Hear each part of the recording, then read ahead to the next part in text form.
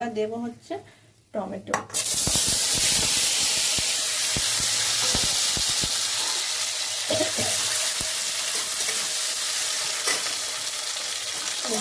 টমেটোটা বেশ মানে নরম নরম হয়ে যাবে, এর মধ্যে সামান্য একটু চিনি দিয়ে দিতে পারো, তাহলে তাড়াতাড়ি হয়ে যাবে।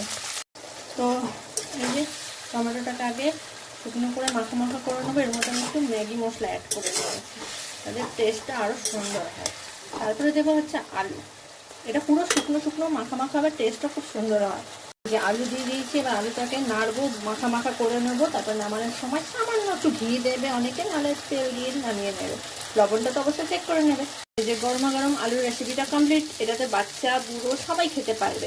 এর মধ্যে একটু ধনেপাতা ছিটিয়ে দিলে আরও ভালো লাগে। আবার অনেকে কী করে মানে ভাজা মশলা অ্যাড করে, কিন্তু আমি ভাজা মশলা অ্যাড করবো না, আমার মেয়ে ভাজা মশলা পছন্দ করে না। এটা পরোটা রুটি সবার সঙ্গে খুব সুন্দর লাগবে খেতে।